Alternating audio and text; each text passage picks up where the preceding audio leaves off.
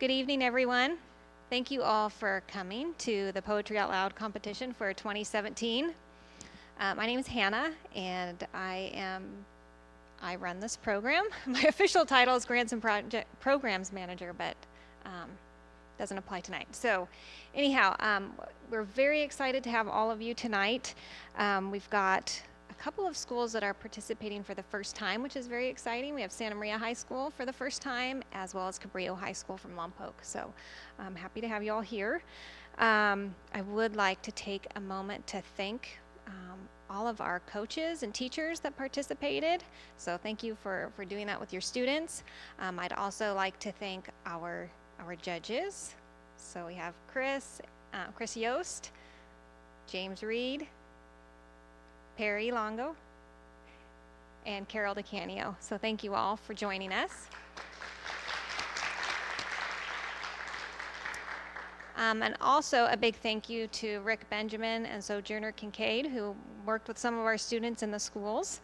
So thank you for doing that as well. So we're going to go ahead and get started. First of all, I'm missing 2 students, and I just want to... So Andrew? Yep, okay, perfect. And does anybody know Matthew Lindheim Marks? Is he here? You know him, but he's not here. Okay, just want to make sure I didn't miss him. Okay, without further ado, I'm going to turn it over to Sarah York Rubin. She's our Executive Director of our Office of Arts and Culture. So I'm going to go ahead and turn that over. Oh, I need to do one more thank you real quick. I have John Ogilvie here, who's going to be taking photos for us, and then Nell Campbell will be here later as well. So as a school, as a team, if you would like to get some photos, please hit up either John or Nell when she gets here, and we'll send those out for everyone. This is also being streamed, and that information is in your program, and it'll be available on YouTube for later if you guys would like to see that. So without further ado, I'm going to hand it over to Sarah.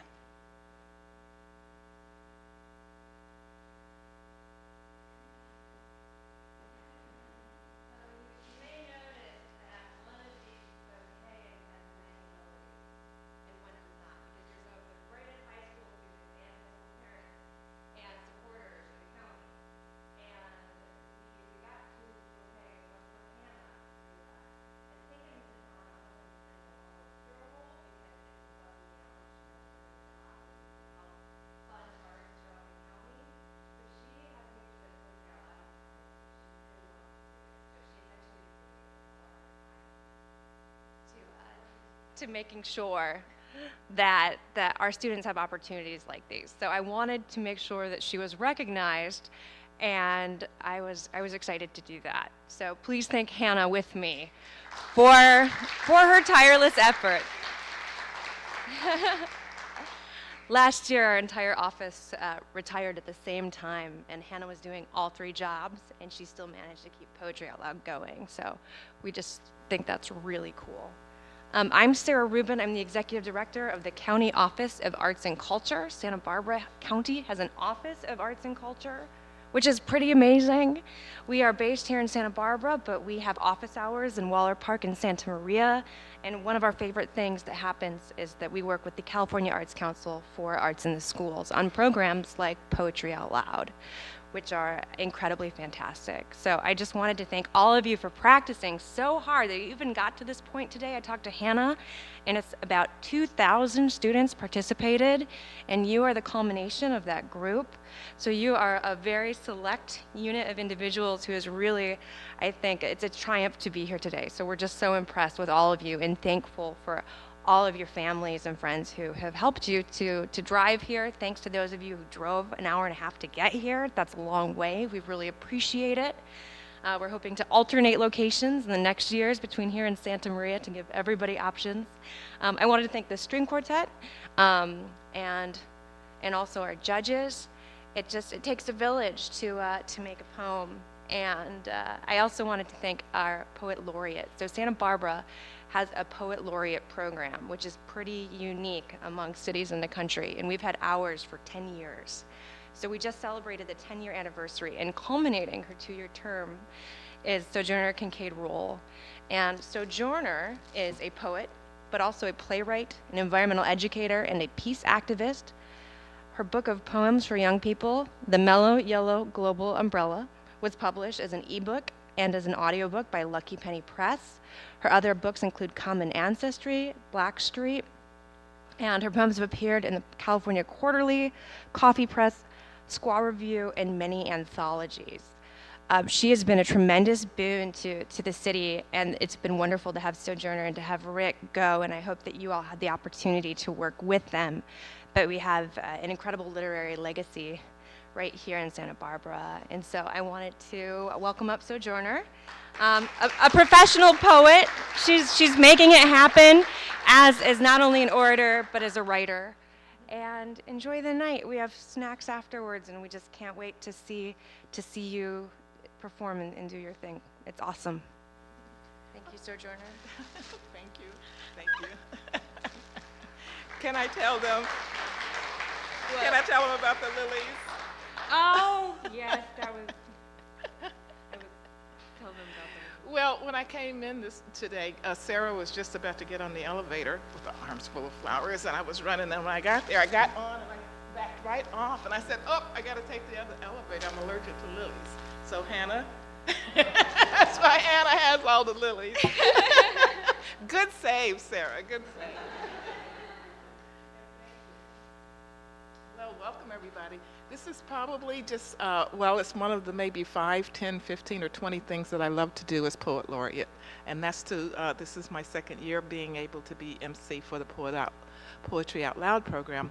And I'm actually pleased that I've been involved with the Poetry Out Loud program in Santa Barbara since our inception in maybe 2005. This is our 12th, is it our 12th or 14th year?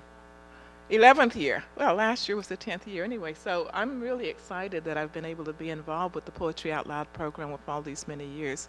The idea of recitation and learning poetry and learning about poetry and learning the great poets of the world and being able to sort of become the person representing all of this great legacy of poetry that we have. And so this is what I think Poetry Out Loud is so wonderful for, is because it's one way of bringing poetry into our community and into the lives of young people. There was never, when I was growing up, there wasn't this type of competition, and in fact, we maybe had to learn a poem as a part of our annual school year. But I think the Poetry Out Loud program has allowed poetry to be seen and appreciated and acknowledged and practiced all over the country. So I think it's one of the better things that's come out of our most recent times. And so we really appreciate the Poetry Foundation and the National Foundation for the Arts for their support for poetry and in our community, and to be able to have a program that reaches right down to, every student, and then you kind of like work yourself up as a reciter, and then as a winner, and then maybe a winner again, and possibly a winner again. So it's all these opportunities for winning. So poetry is wonderful. So we're going to get right to, I'm going to turn this down just a little bit. So let me just say this about the microphone. It is adjustable, and when you come up to read, you can stand close if you somebody will give a signal if we're not close enough. Sometimes people like to stand a little bit back. If you stand a little bit back, you have to speak a little bit louder. So it just depends on what you've practiced, whether you want to be right up in the mic, but we want to hear every word. So we're going to begin our competition for this evening. And our first reader on the first page of my page from Santa Maria High School, Sofia Altamirano Ramirez. Sofia. All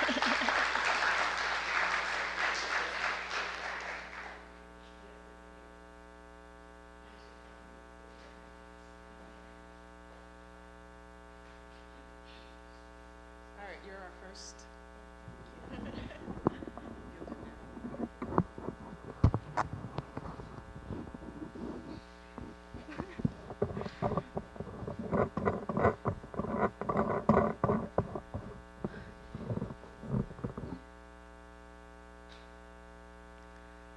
Hello everyone, my name is Sofia Altamirano and I'm representing Santa Maria High School, and I will be reciting We Wear the Mask by Paul Laurence Dunbar.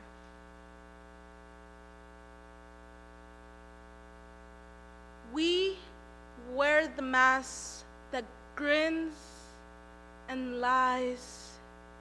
It hides our cheeks and shades our eyes.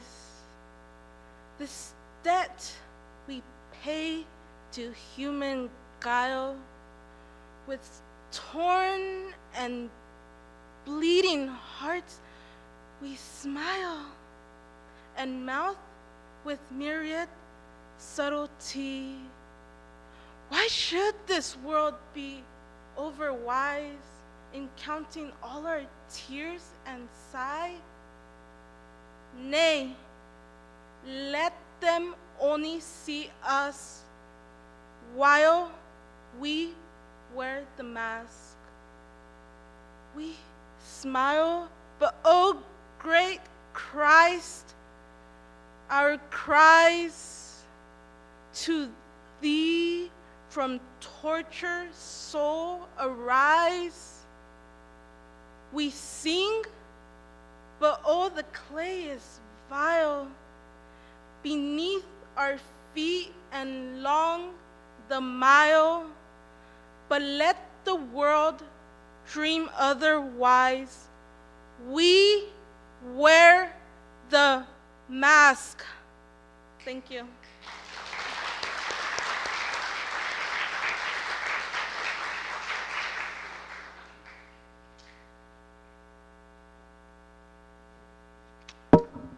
That was Sophia. Thank you, Sophia. One thing is I heard somebody's phone. I thought it might be mine. It wasn't. So whomever has their phone on low, perhaps you could turn it off, or everyone could check their phones at the moment.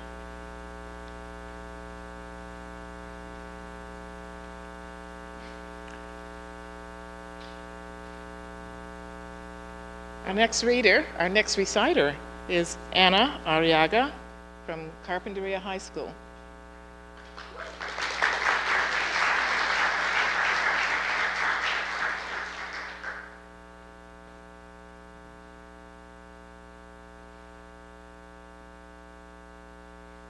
Good evening. My name is Anna Arteaga, and I'm here representing Carpinteria High School. And this is the poem, the poem by Lucille Clifton, If Mama Could See. If Mama could see, she would see Lucy sprawling, limbs of Lucy, decorating the backs of chairs.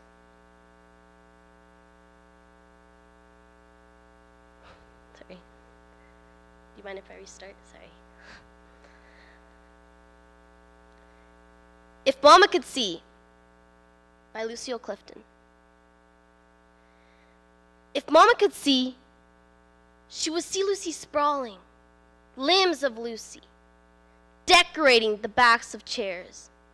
Lucy hair, holding the mirrors up that reflect odd aspects of Lucy. If Mama could hear, she would hear Lucy's song rolled in the corners like lint. Exotic webs of Lucy's size. Long Lucy spiders explaining to obscure gods. If Mama could talk, she would talk. Good girl, good girl, good girl. Clean up your room! Thank you.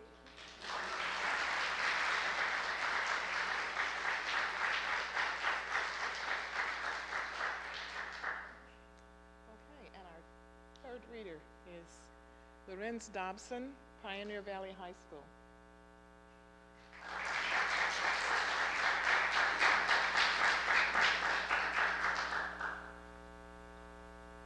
This is Vixen by W.S. Merwin.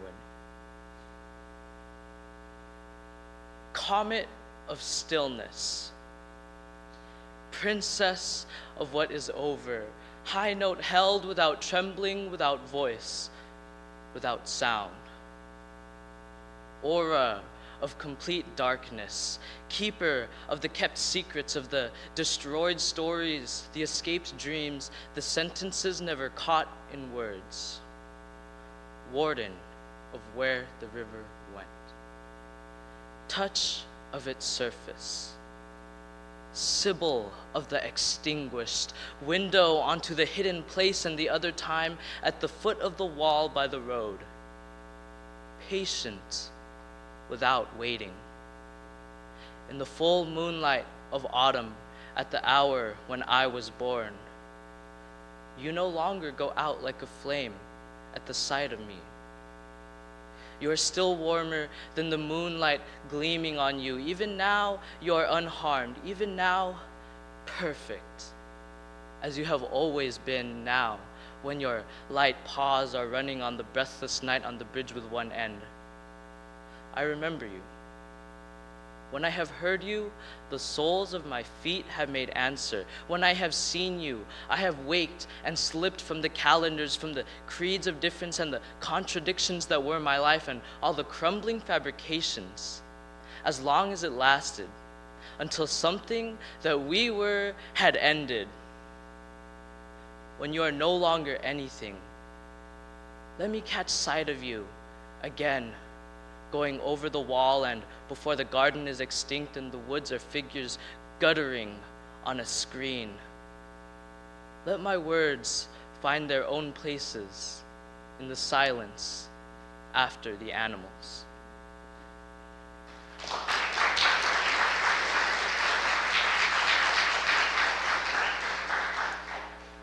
We've been going so fast, I haven't even checked in with the judges to see if they're ready. I'm just moving right ahead. So I thought I would just read you just a little, give them a few moments and share with this. This is a quotation from Octavio Paz, great Mexican poet. He says, "I think the mission of poetry is to create among people the possibility of wonder, admiration, enthusiasm, mystery, the sense that life is marvelous. When you say life is marvelous, you are saying a banality. But to make life a marvel, that is the role of a poem." How are we?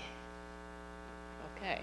Our next poet, Chase Donovan from Orcutt Academy High School.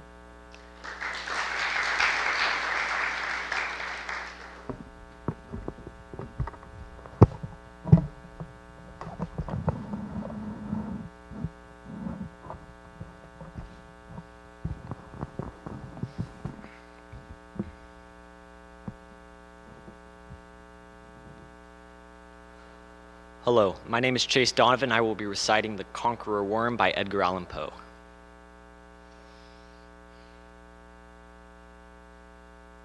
Lo! 'Tis a gala night within the lonesome latter years. An angel throng, bewinged, bedight in veils and drowned in tears, sit in a theater to see a play of hopes and fears, while the orchestra breathes fitfully the music of the spheres. Mimes in the form of God on high mutter and mumble low, and hither and thither fly. Mere puppets they who come and go at the bidding of vast formless things that shift the scenery to and fro, flapping from out their condor wings, invisible woe. That motley drama, oh, be sure it shall not be forgot, with its phantom chased forevermore by a crowd that sees it not, through a circle that ever returneth in to the self-same spot, and much of madness and more of sin and horror the soul of the plot. But see! Amid the mimic rout a crawling shape intrudes, a blood-red thing that writhes from out the scenic solitude. It writhes with mortal pangs, the mimes become its food, and seraphs sob at vermin fangs and human gore imbued. Out of the lights, out all, and over each quivering form, the curtain of funeral pall comes down with the rush of a storm, while the angels, all pallid and wan, uprising, unveiling, affirm that the play is the tragedy man, and its hero, the conqueror worm. Thank you.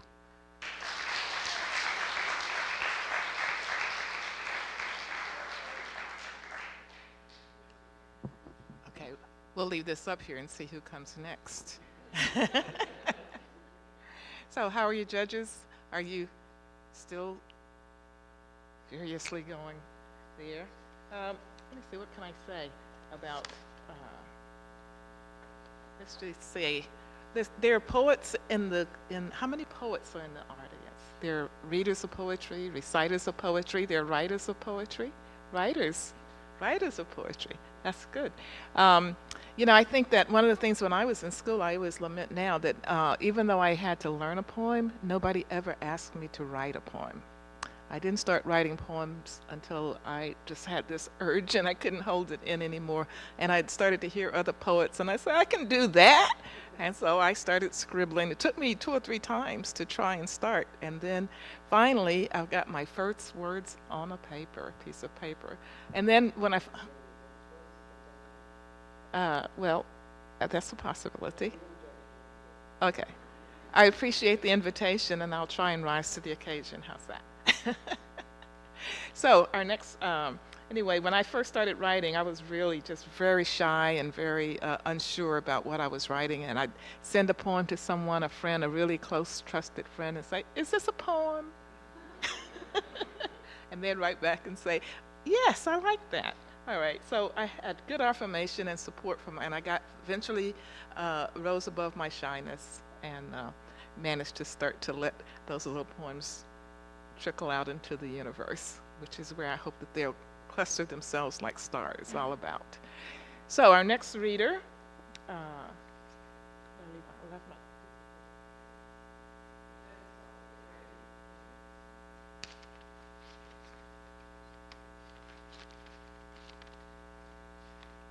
it's a good thing they gave me 2 programs. So on one of these sheets, there it is. So our next read, and I knew that, I had looked before I came up here, Rachel Dudas from Cabrillo High School.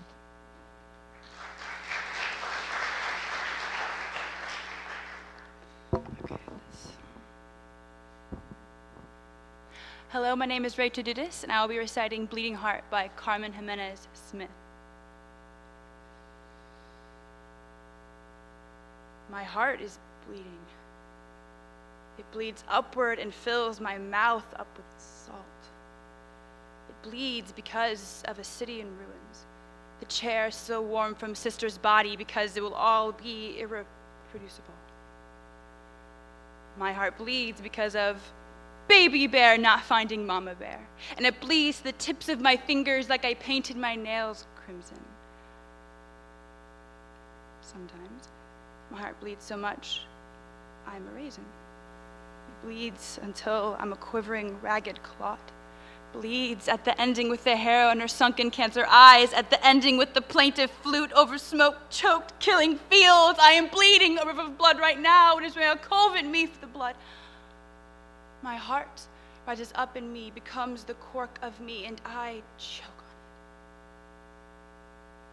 it. I am bleeding for you, and for me, and for the tiny babies in the IED blown leg. It bleeds because I am made that way. All filled up with blood, my sloppy heart, a sponge filled with blood to squeeze onto any circumstance. Because it is mine, it will always bleed. My heart bled today. It bled onto the streets and the steps of City Hall. It bled in the pizza parlor with the useless jukebox. I've got so much blood to give inside and outside of any milieu. Even for a bad zoning decision, I'll bleed so much, you'll be bleeding.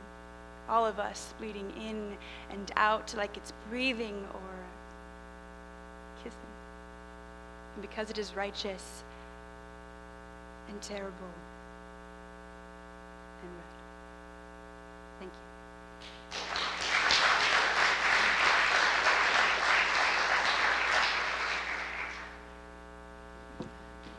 Thank you.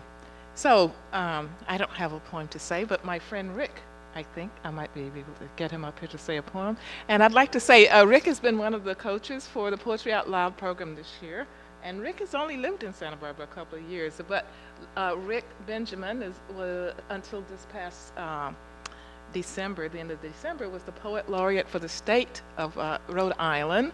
And in Rhode Island, Rick was also involved with the Poetry Out Loud program there. So when he first came to Santa Barbara, he jumped right in. And so we're pleased to have him as a part of sort of our regular Poetry Out Loud team. And I think he's going to do a poem for you.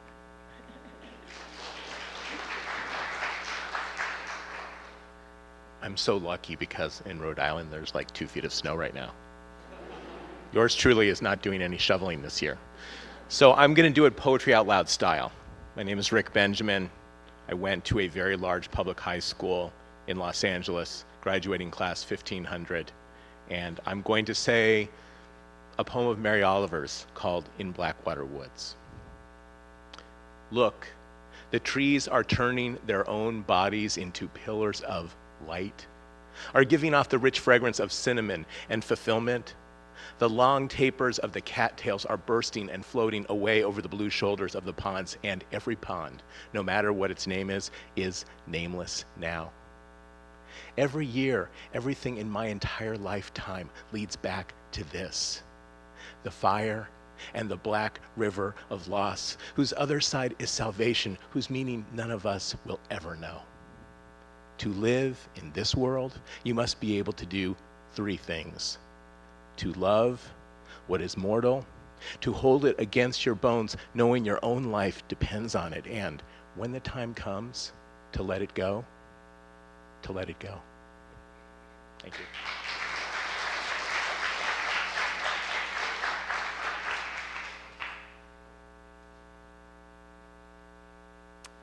Thank you. And our next reader, well, I keep saying reader, but it's not a reader. These are recitations, and there is a distinction between reciting a poem and reading a poem. So I'm happy to welcome Sarah Dudas from Cabrillo High School.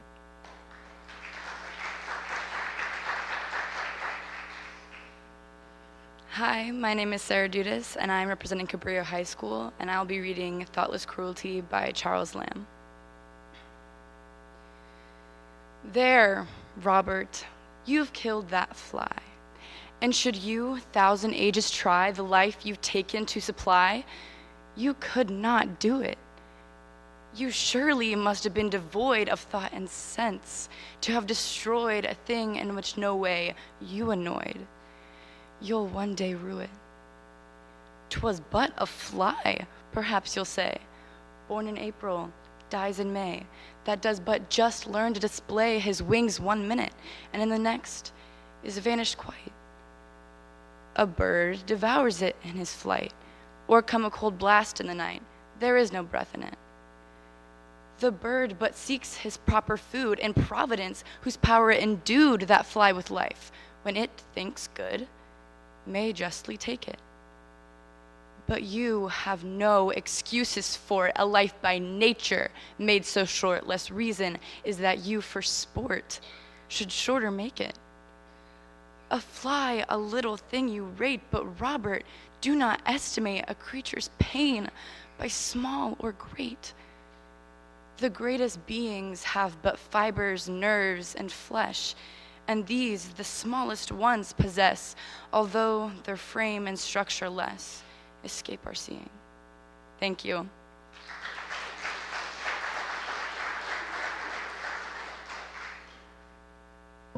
Thank you. I brought up our poster from this year. One of the nice things about the poster, some classrooms have them in their classrooms. Some of you have seen the poster, but I like the fact that once again it has lots of well-known and established poets across the country. And we actually had one from a long ago established poet, Edgar Allan Poe. Everybody knows who he is. But there's a lot of contemporary poets on here. So I hope that if you haven't had an opportunity, that maybe you'll go to the website for Poetry Out Loud or go to the YouTube for Poetry Out Loud, and you'll see many students that are reciting poems by some of these classic poets. And I think it's good for us to get to know the poets. A lot of times we know poems and we don't know who wrote them. Or, you know, we often, when we were little, we used to say, and now we'll have a poem by da-da-da, you know, we'd named a poet. But I don't hear so much of that now. So I think it's good to get to know our poets because sometimes I think maybe we're striving for some sort of recognition And so just to encourage that, know your poets and a little bit about them and their background. It gives you a lot of insight into the things that they write and what they have to say.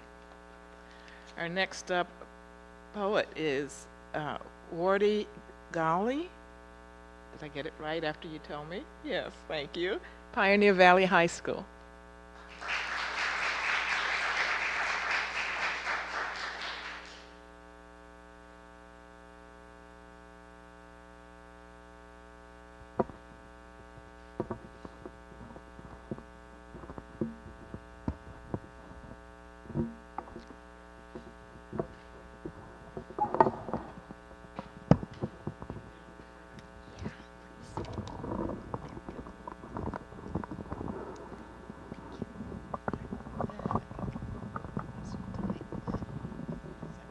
Yeah, that's good. Thank you. The Campus on the Hill by W.D. Snodgrass. Up the reputable walks of old established trees they stalk, children of the nouveau riche. Chimes of the tall clock tower drench their heads in blessing. I don't want to play at your house. I don't like you anymore. My house stands opposite, on the other hill, among meadows with the orchard fences down and falling. Deer come almost to the door. You cannot see it, even in this clearest morning. White birds hang in the air between over the garbage landfill and those homes thereto adjacent. Hovering slowly, turning, settling down like the flakes sifting imperceptibly onto the little town in a water ball of glass.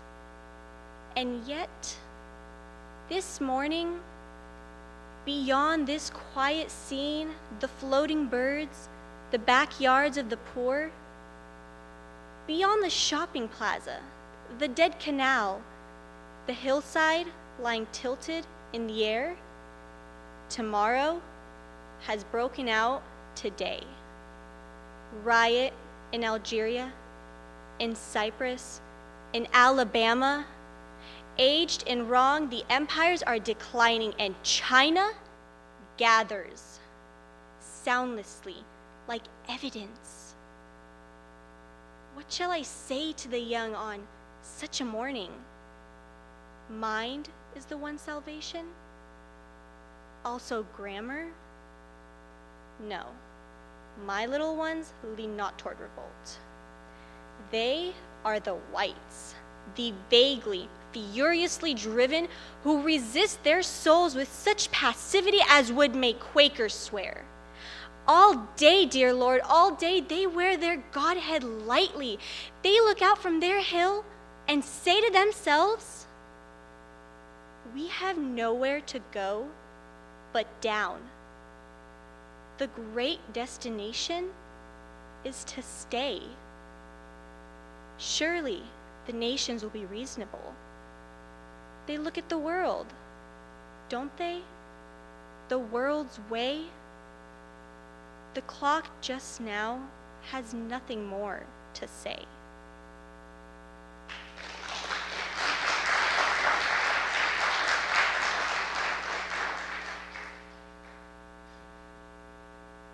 Everybody's being a great audience. We're about, I think we're just about halfway through our program, and everybody's been great, attentive. Poetry requires a certain amount of attention, someone says that. Stella Hafner from Laguna Blanca High School. Stella Hafner, thank you.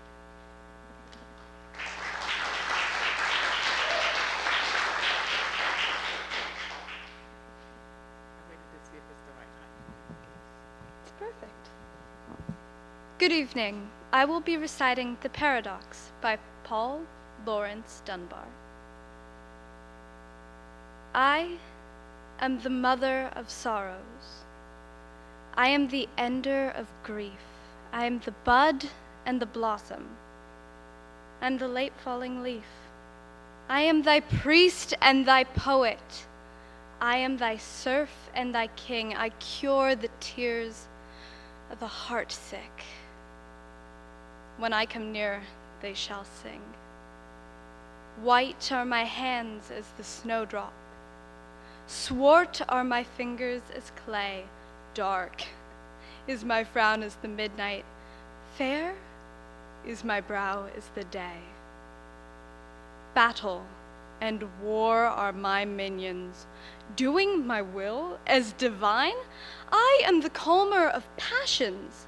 Peace is a nursling of mine. Speak to me gently, or curse me. Seek me or fly from my sight. I am thy fool in the morning. Thou art my slave in the night. Down to the grave I will take thee. Out from the noise of the strife, then shalt thou see me and know me. Death then no longer, but life. Then shalt thou sing at my coming, kiss me with passionate breath, clasp me and smile to have thought me, aught save the foeman of death. Come to me, brother, when weary.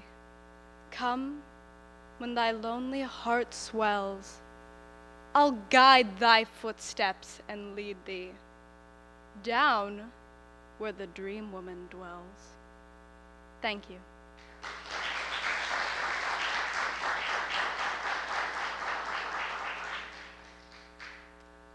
Okay, I'm gonna need the judges to give me a little bit of a sign whenever they're ready. And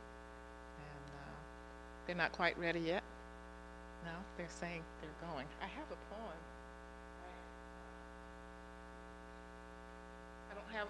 I don't unfortunately have any of my poems with me, and I don't have any. But there's a poet that I really like, and I found one of his poems before I came here today.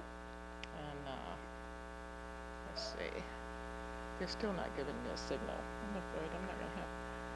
It was on page 98. I had a piece of paper in there, and my paper fell out.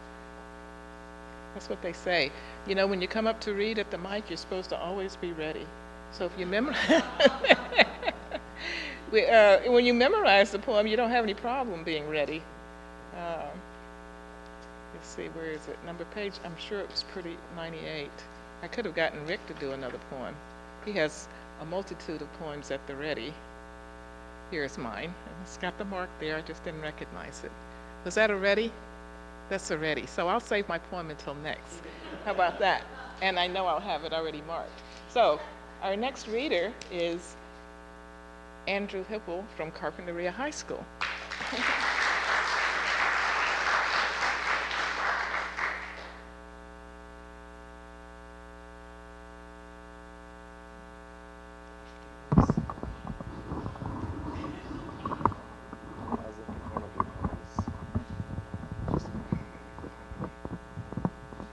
Here. Good evening.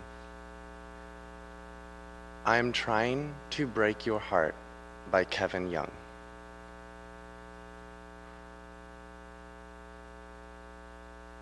I am hoping to hang your head on my wall in shame. The slightest taxidermy thrills me. Fish forever leaping on the living room wall. Paperweights made from the skulls of small animals. I want to wear your smile on my sleeve and break your heart like a horse or its leg. Weeks of being bucked off, then all at once you're mine? Put me down. I want to call you thine, to tattoo mercy along my knuckles. I assassin down the avenue. I hope to have you forgotten by noon, to know you by your knees, palsied by prayer. Loneliness is a science. Consider the taxidermist's tender hands, trying to keep from losing skin The bobcat grin of the living.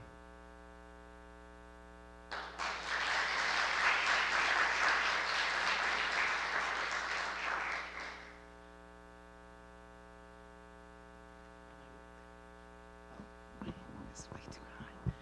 I'm gonna have to take it down a little bit.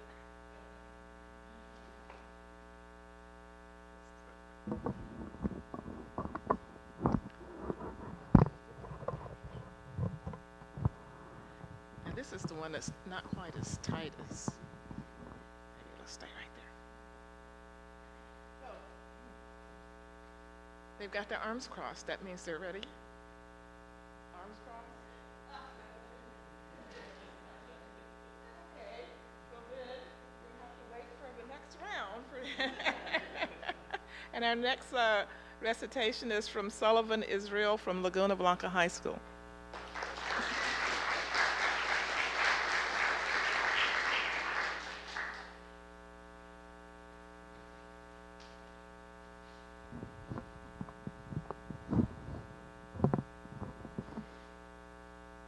The Last Laugh by Wilfred Owen. "Oh, Jesus Christ, I'm hit," he said, and died. Whether he vainly cursed or prayed indeed, the machine, the bullets chirped in vain, vain, vain. The machine gun chuckled, tut-tut, tut-tut, and the big gun guffawed. Another sighed, "Oh, Mother, Mother, Dad," then smiled at nothing, childlike, being dead. And the lofty shrapnel cloud leisurely gestured, "Fool." And the splinters spat and tittered. "My love," one moaned. Love languid seemed his mood, till slowly lowered, his whole face kissed the mud. And the bayonet's long teeth grinned. Rabbles of shells hooted and groaned, and the gas hissed. Thank you.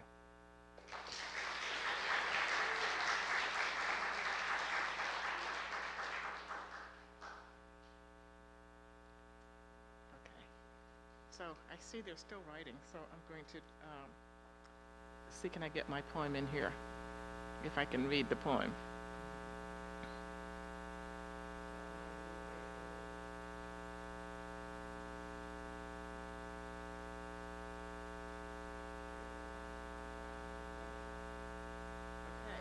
One of my favorite poets is William Stafford, and our dear friend, former poet laureate Paul Willis, who teaches at Westmont College, teaches poetry, has an annual celebration of the poet William Stafford up in on Paradise Road at the forestry station up there every year, and many of us are great fans of William Stafford.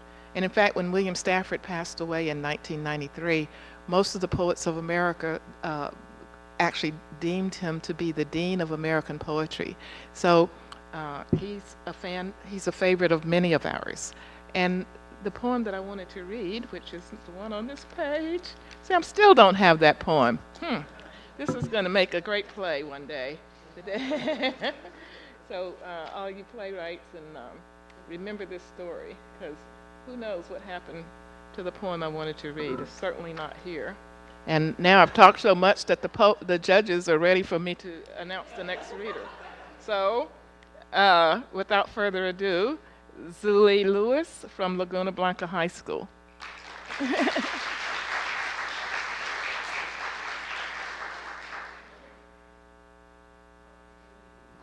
I think this is, it works. I'll be reading Scale by Helen Mort. My weight is 4 whippets, 2 Chinese gymnasts, and half a shot putter. It can be measured in bags of sugar, jars of jam. Enough pillows to fill 60 pillows. or flocks of dead birds. I measure myself. Wait, can I start over? Sorry. Oh.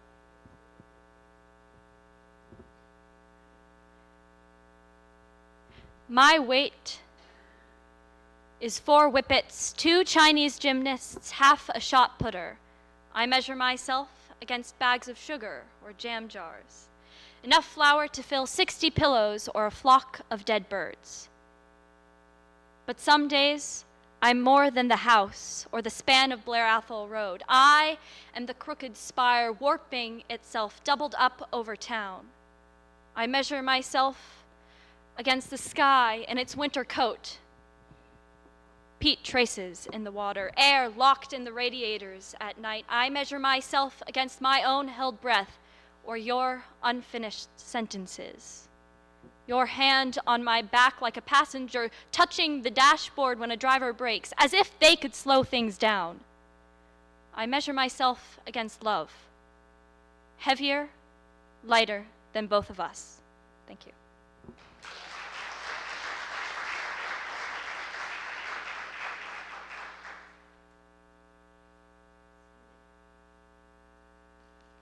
How are they doing back there?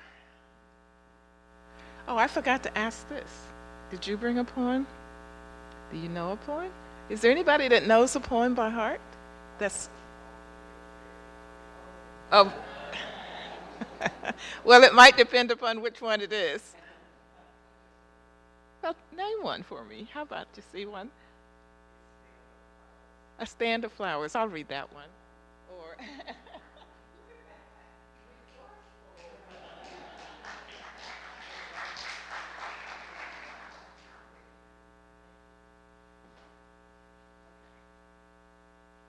Now, A Stand of Flowers. Okay. I'm just going to see what comes next. Oh, if I touch it, there it is. How about that? I actually chose another poem that was next on the list. All right. This is actually called A Space Where a Poem Ought Be. I've known of missing poems before, poems stronger than the suppressing hands, poems more powerful than the invisibility, poems that speak from the realm of the soul, from the place that needs no facade, the place unpalpable where the poem resides, touches. A father's unrenderable gaze, absent from the family photograph, frozen in clenched smile abstraction, hovering somewhere near the unfathomable. A hole where a heart might be, catched between bone and muscle, a conduit for that which makes life livable. The beat but an echo, its rhythm but a spasm of memory. Hurt where a friendship once was, its demise never anticipated, its loss never contemplated, its measure infinite. Space where a leg ought be, the missing limb but bits of flesh, femur, blood, soft shrapnel on a once abandoned war ground. The mind, soil, holding secret its maiming terror. Nothing where something ought be. It is said that is to which the missing was adjoined, the left behind mourns its disattached. One sees the shining knee, the favored other. There is emptiness, longing, grief is spoken, and desire. Thank you.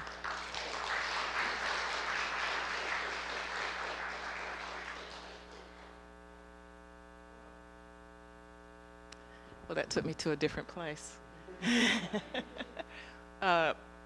Judges?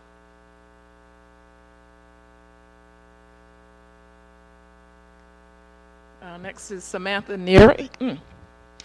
Samantha Neary, Pioneer Valley High School. There she is.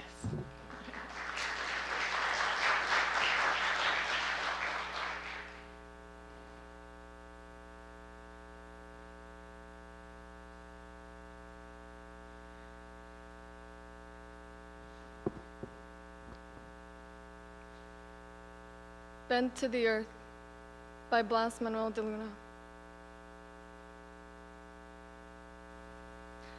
They had hit Reuben with the high beams, had blinded him so that the van he was driving, full of Mexicans going to pick tomatoes, would have to stop. Reuben spun the van into an irrigation ditch, spun the 5-year-old me awake to immigration officers, their batons already out, already looking for the soft spots on the body. To my mother being handcuffed and dragged to a van, to my father trying to show them our green cards. They let us go, but Alvaro was going back. So was their brother Fernando. So was their sister Sonia. Their mother did not escape, and so was going back. Their father was somewhere in the field and was free. There were no great truths revealed to me then, no wisdom given to me by anyone. I was a child who had seen what a piece of polished wood could do to a face, who had seen his father about to lose the one he loved, who had lost some friends who would never return, who, later that morning, bent to the earth and went to work.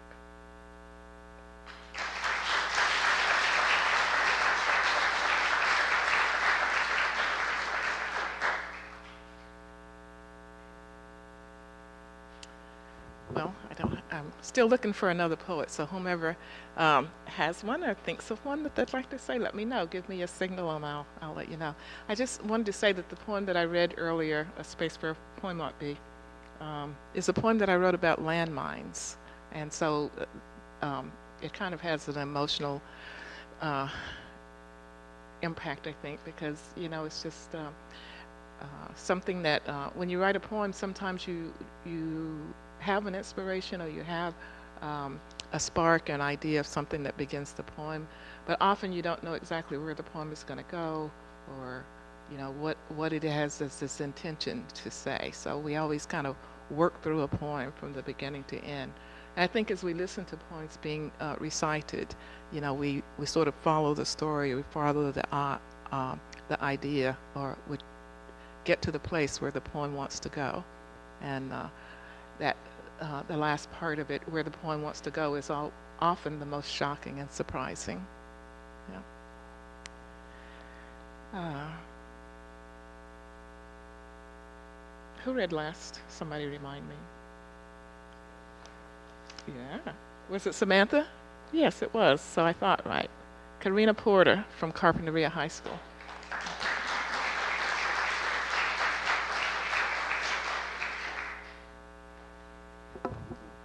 Hello, I'm going to be singing. I'm going to be reading A Psalm of Life, What the Heart of the Young Man Said to the Psalmist by Henry Wadsworth Longfellow. Tell me not in mournful numbers, life is but an empty dream, that the soul is dead that slumbers, and things are not what they seem. Life is real, life is earnest, and the grave is not its goal. Dust thou art to dust returnest was not spoken of the soul. Not enjoyment and not sorrow is our destined end or way, but to act that each tomorrow find us farther than today. Sorry, I totally forgot the whole poem. I'm going to restart my poem, sorry. Tell me not in mournful numbers, life is but an empty dream, that the soul is dead that slumbers and things are not what they seem. Life is real, life is earnest, and the grave is not its goal. Dust thou art, to dust returnest was not spoken of the soul. Not enjoyment and not sorrow is our destined end or way, but to act that each tomorrow find us farther than today. I'm sorry. I'm just going to end it here. Thank you.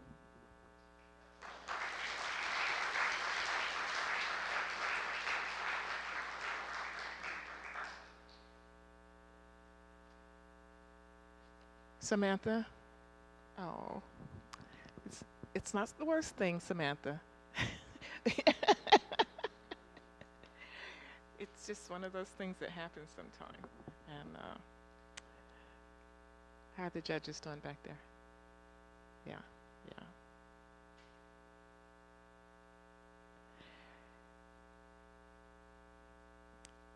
I'm looking for another poet, another reader, another insert. Our judges aren't ready yet. Yes. Huh? Invictus. What a great poem. I know that one too. Come up here and do it. Okay, go ahead. I'm going to do it with you. Oh, you want to do it with me? Yeah. All right, ready? Yeah. Out of the night that covers me, black as the pit from pole to pole, I thank whatever gods may be for my unconquerable soul. In the fell clutch of circumstance, I have not winced nor cried aloud. Under the bludgeonings of chance, my head is bloody, but unbowed. Beyond this place of wrath and tears looms but the horror of the shade, and yet the menace of the years finds and shall find me unafraid. It matters not how straight the gate, how charged with punishment the scroll. I am the master of my fate. I am the captain of my soul. Thank you. Judges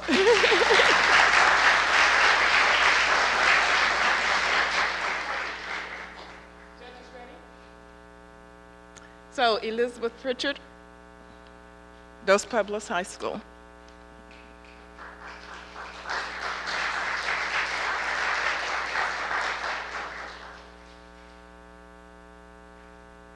Thank you. I'm Elizabeth Pritchett from Dos Pueblos High School, and I will be reciting Cloud Fishing by Phyllis Levin.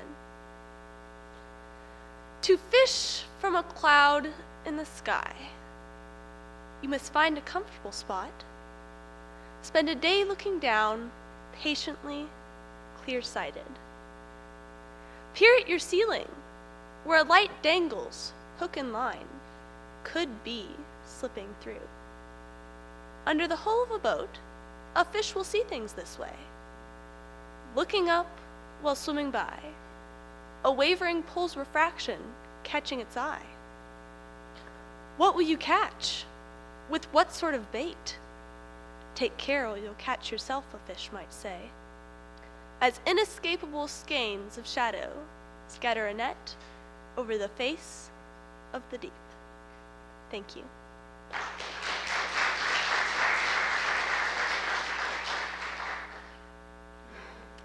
So I want to take this opportunity to tell you also that the that Santa Barbara Poet Laureate Program, which Sarah mentioned earlier, this is our 12th year, and I am the 6th Poet Laureate. We each serve 2-year term, and we're going to have a new Poet Laureate come April 1st, which is April is Poetry Month. And some of you may have seen in the paper that there is a search for a new Poet Laureate. And poet laureates are poets in the community who are nominated by anyone in the community. They just can't nominate themselves. So if you know a poet in town that you admire their work, or you've heard them read and you think they might make a good person to spread poetry all about our being, then look online, look on the for the Santa Barbara Arts and Culture Office. If you go to their website, then there will be the guidelines for the new Poet Laureate that we're seeking. And if you just Google Santa Barbara Poet Laureate, actually you probably should get the story and the guidelines. One of the things that's new this year is that we're starting a partnership with the Santa Barbara Public Library. So we're going to start to see a lot more poetry at the library. We're all very happy about that, and let's give the poetry community applause for all the great stuff we're about to do. I'll tell you that. And one of the things that's happening is our first reading at the library is going to be coming up, and it's sponsored by the Santa Barbara Poetry Series. We have several groups in town that put on like quarterly poetry readings, and the Santa Barbara Poetry Series is one of the quarterly readings, and Rick Benjamin is actually going to be featured at the upcoming reading, which is this coming Sunday, the 19th, at the library. starting at 7 o'clock p.m., and there were some flyers in the back if you want to get one of those and share it with your friends and maybe come down and check them out, along with Carol Lee Parker. So maybe you'll be interested in pursuing other poetry endeavors in town. So our next reciter is going to be Maritza Rodriguez from Santa Maria High School. Maritza.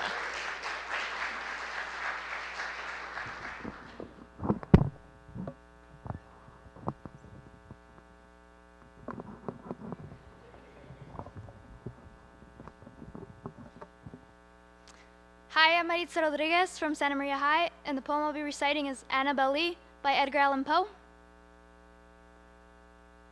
It was many a year ago, in this kingdom by the sea, there lived a maiden there whom you may know by the name of Annabel Lee. And this maiden, she lived with no other thought than to love and be loved by me. I was a child, she was a child, but we loved with a love that was more than love, a love that the winged surfs of heaven coveted her and me. And this was the reason that long ago, in this kingdom by the sea, a wind blew out of a cloud, chilling my beautiful Annabel Lee, so that high-born kingsmen came and bore her away from me, to shut her in her sepulchre in this kingdom by the sea. But our love was stronger by far than the love of those who are older than we, of those far wiser than we. And neither the angels in the heavens above, nor the demons down under the sea, can ever dissever my soul from the soul of the beautiful Annabel Lee. For the moon never beams without bringing me dreams of the beautiful Annabel Lee. And the stars never rise, but I see the bright eyes of the beautiful Annabel Lee. And so, all night's tides, I lay down by the side of my darling, my life and my bride, there in her sepulchre by the sea, there in her tomb by the sounding sea. Thank you. All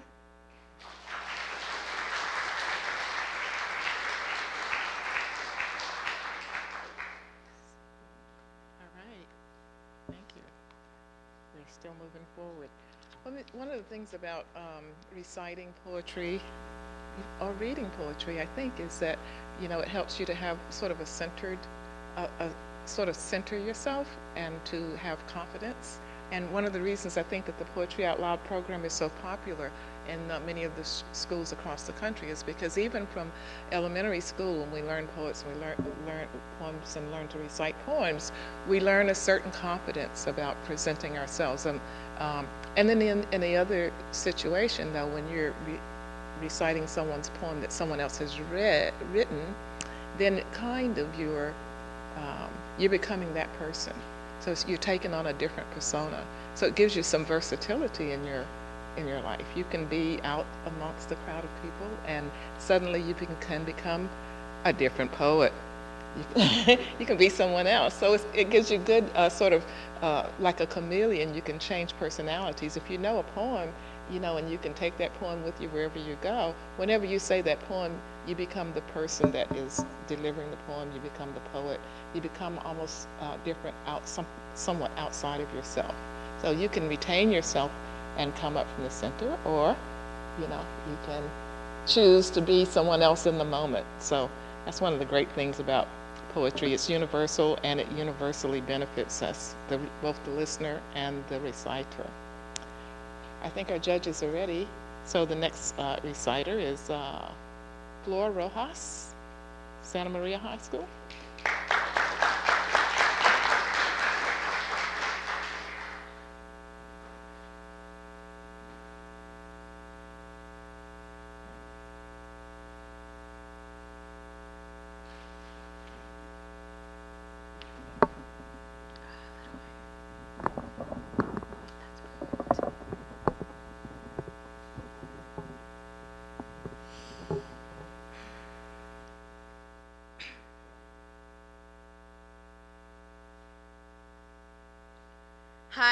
name is Flora Rojas. I'm from Santa Maria High School.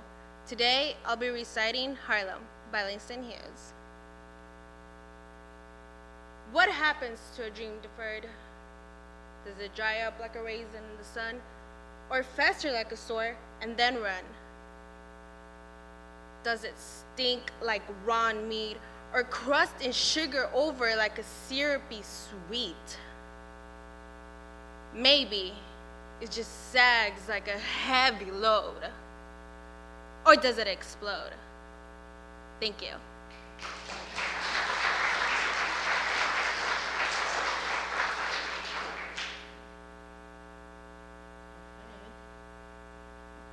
Nice to see you guys this evening. Yes. How do you become a poet in the community? Well, I probably, if there's 200 poets, there's 200 stories. I don't know, but I can tell you how I became a poet in the community. I moved to Santa Barbara about, some years ago. I moved here from the Bay Area, actually, and I had been doing some poetry up there. I'd read, people would invite me to read at festivals or come to read at some event. I might read a poem or two. And I had maybe 40, 50 poems written at that time. And so after I had been here about a year or so, somehow or another, I found someone in the poetry. They were going to have a poetry festival. That was it. And there was a person named Abdul Moore who was going to organize, who was one of the organizers. And so I managed to contact him and told him I was interested in doing poetry. And I went to what was then the Sojourner Cafe, met him for lunch. I actually auditioned. I read poems to him. And after I read poems to him, he scheduled me for one of the readings that was coming up. So that's how I became a poet in Santa Barbara. And then I continued to read and to do things with other poets. And I think a big part of it is a lot of poets stay private. They write at home. They read maybe to their significant other. And then other poets, eventually they want to go out and read at open readings and open mics. And eventually people hear them and invite them to come and have an evening where they may be the featured reader. And just over time and over years, that's kind of how you become known as a poet in the community. Any poets agree with that? Is that a pretty good way to do it? Yeah. Maybe you could talk to some of the other poets here, Carol and Rick and Perry and Chris, and find out how they did it. Oh, you have to write the poem? Touche, Carol, touche.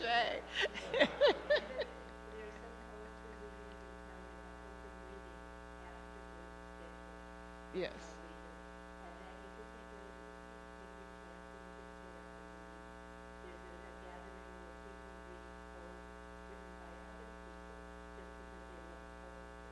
Yeah, the favorite poems.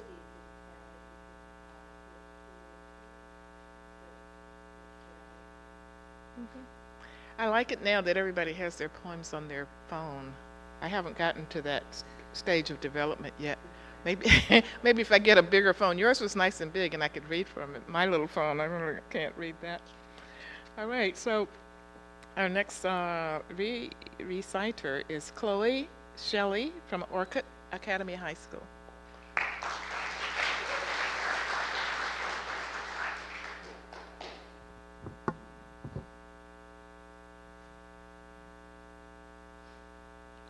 Personal by Tony Hoagland. Don't take it personal, they said, but I did. I took it all quite personal, the breeze and the river and the color of the fields, the price of grapefruit and stamps, the wet hair of women in the rain. And I cursed what hurt me, and I praised what gave me joy, the most simple-minded of possible responses. The government reminded me of my father with its deafness and its laws, and the weather reminded me of my mom with her tropical squalls. Enjoy it while you can, they said, of happiness. Think first, they said, of talk. Get over it, they said at the school of broken hearts, but I couldn't, and I didn't, and I don't believe in the clean break. I believe in the compound fracture served with a sauce of dirty regret. I believe in saying it all and taking it all back and saying it again for good measure while the air fills up with I'm sorries like wheeling birds, and the trees look seasick in the wind. Oh, life, can you blame me for making a scene? You were that yellow caboose, the moon disappearing over a ridge of cloud. I was the dog, chained in some fool's backyard, barking and barking, trying to convince everything else to take it personal too.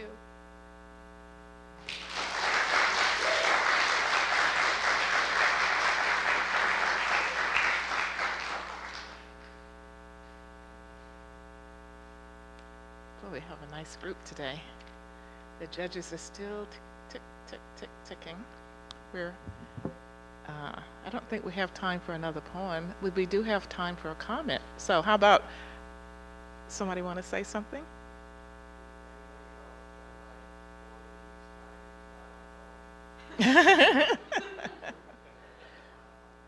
Yeah, you did what?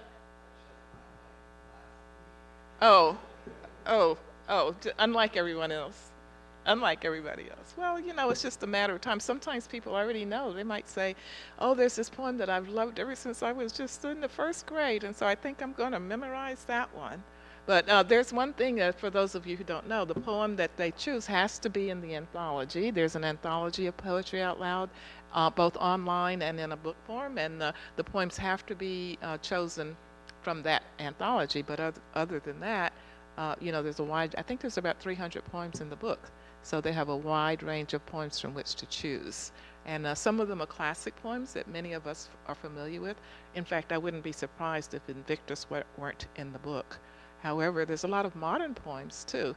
So, you know, it's really nice to go on and check out the poems that are there and the ones that people have deemed interesting ones to memorize. And to me, part of the, you know, some time we read poems silently, and they stay sort of inside. It's a whole mental, cerebral thing that they never come outside of our mouth, or we never read them aloud, and so there's an internalized experience that you have with the poem. But saying a poem out loud is so magic. You know, I think that when you articulate those words and you try and capture them in the spirit that the poet who wrote them has tried to convey them, so that as they move through the world, as they move from books to someone's page or their anthology, that those lines, those words have their own life. And so when we empower them with giving them the power of the words, it really takes the poem to even a higher level than I think well, I don't want to diminish the idea of reading a poem. I'm just saying there's something magical about reciting a poem. How's that? Okay, so Derek Sportsman from Orchid Academy High School.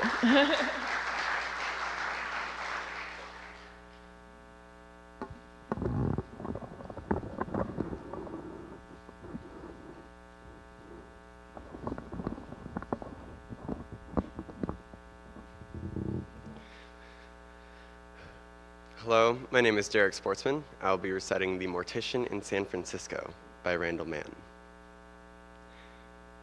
This may sound queer, but in 1985 I held the delicate hands of Dan White. I prepared him for burial. By then, Harvey Milk was made monument, no, myth, by the years since he was shot. I remember when Harvey was shot. 20. And I knew I was queer. Those were the years. Levi's and leather jackets, holding hands on Castro Street, cheering for Harvey Milk. elected on the same day as Dan White. I often wonder about Supervisor White, who fatally shot Mayor Moscone and Supervisor Milk, who was one of us, a Castro queer. May 21st, 1979, a jury hands down the sentence. 7 years? In truth, 5 years? For ex-cop, ex-fireman Dan White for the blood on his hands?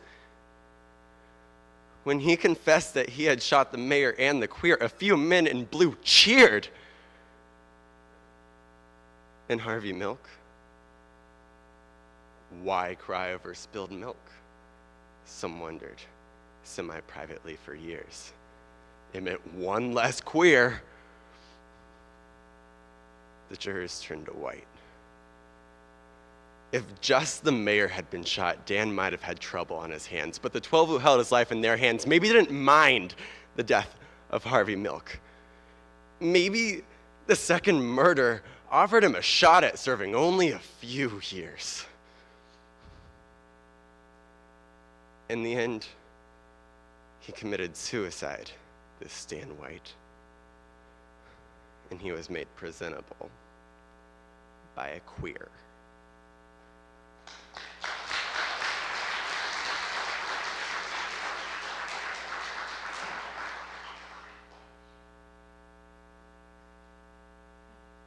Yeah.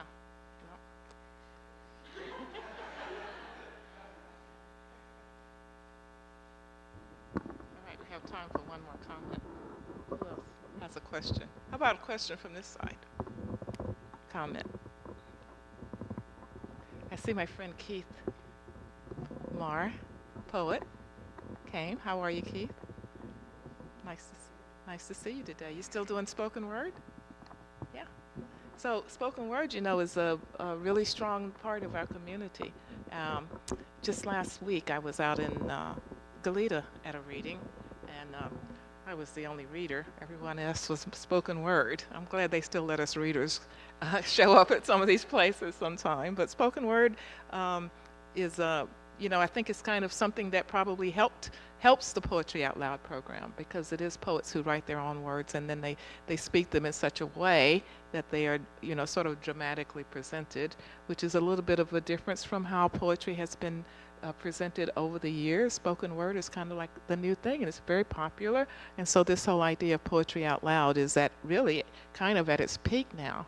And I'm sure whereas there was a time when we maybe said a poem in high school for the Poetry Out Loud program, now it's a skill you can take right into the neighborhood, into the community, into all the places that young young poets gather. There are some older spoken word poets. You know, I think it's been around, what about, how long have we had it as a popular endeavor? Maybe 20 years now? You know, some of the people in Chicago and New York, the slam poets, etc., you know, they started having competition. So, you know, it's a really big thing as a part of our culture. And so it's another good reason to participate in this program. So I think we have someone waiting. Mimi, now this is the one name that I didn't work on. Vorasmarthy. How close did I come? Good, yay! Mimi, come on down. From Dos Pueblos High School. My name is Mimi Vorasmarthy, and I'm going to be reciting Deliberate by Amy Uematsu.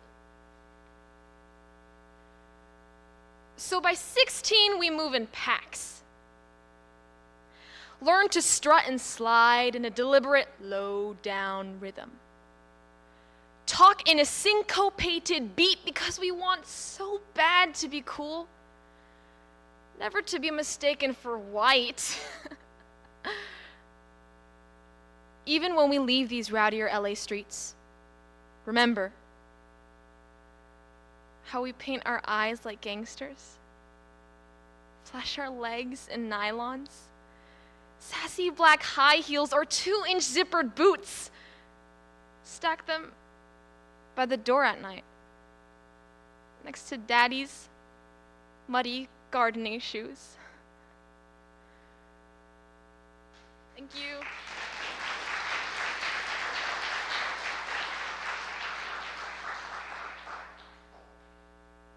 Well, and now we've come to the end of our recitation, so let's give everybody a big hand.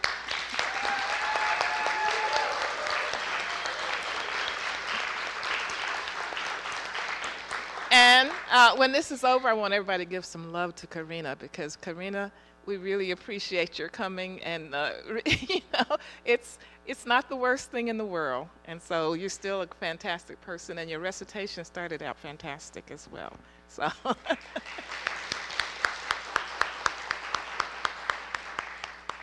And so now I see that Hannah's here. She probably has some important announcements.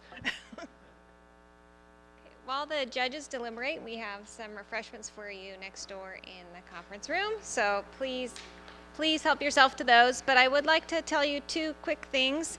After we make the announcement, we need the headshots of who our champion and runner-up are. So if that happens to be you, please make sure you stay and we get that done.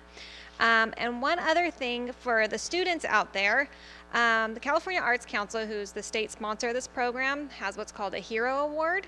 And so if you would like to nominate your teacher for that award, contact me, or you can go on their website. But I have the information here if that's something that you'd be interested in. But those are due on February 22nd. So if you think you have a fantastic teacher who's a hero, please nominate them for that. So what's that? Oh, we do that at the end. Yeah. You can do it now. Yes, snacks.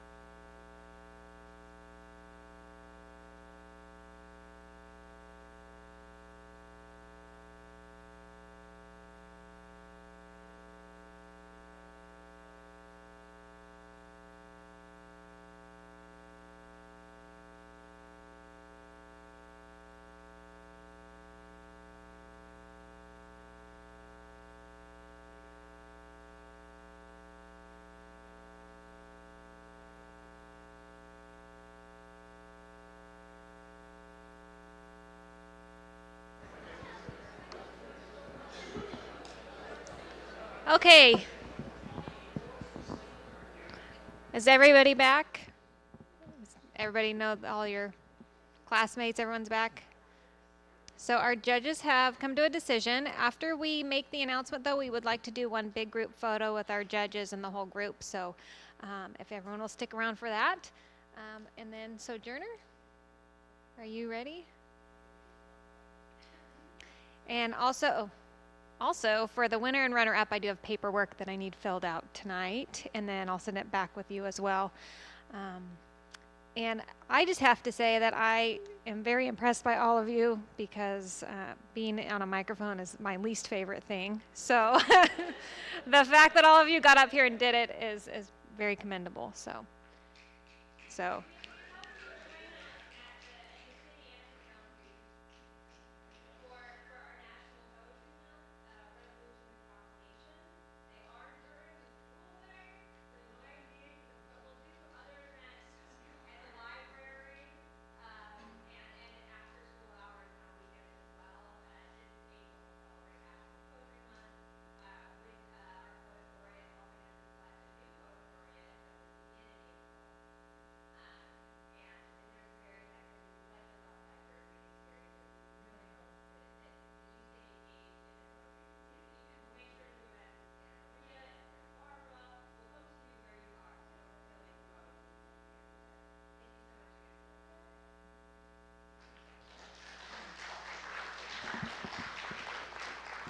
And now is the time. I'm looking at all the faces of anticipation to see.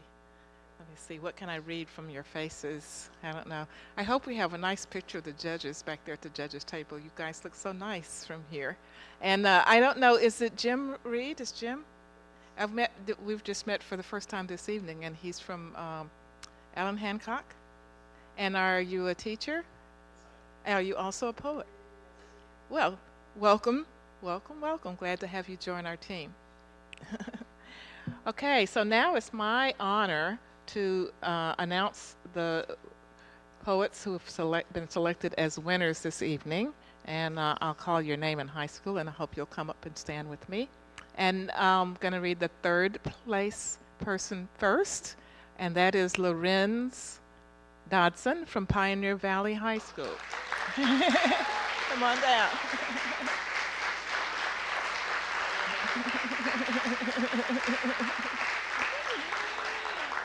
Congratulations, congratulations, thank you. And our second place winner, who will also, if our first place winner for some reason can't go to the Sacramento competition, will take that person's place, is Derek Sportsman from Orcutt High School. Congratulations.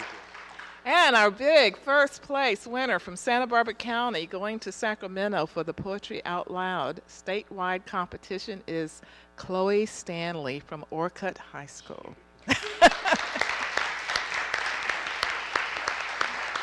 Congratulations, congratulations.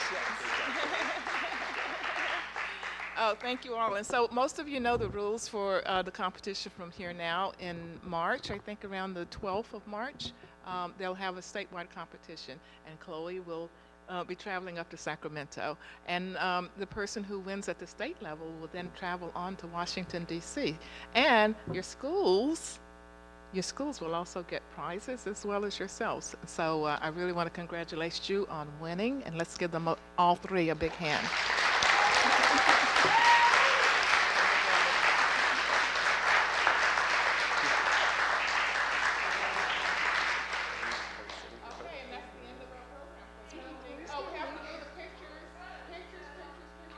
Picture of us four? Yeah. Can I have a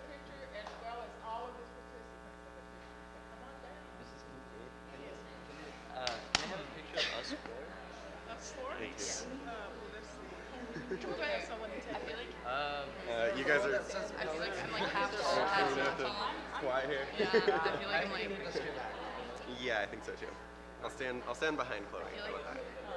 I'm in between tall. We might have to wait. I'm short. Yeah. You could include it.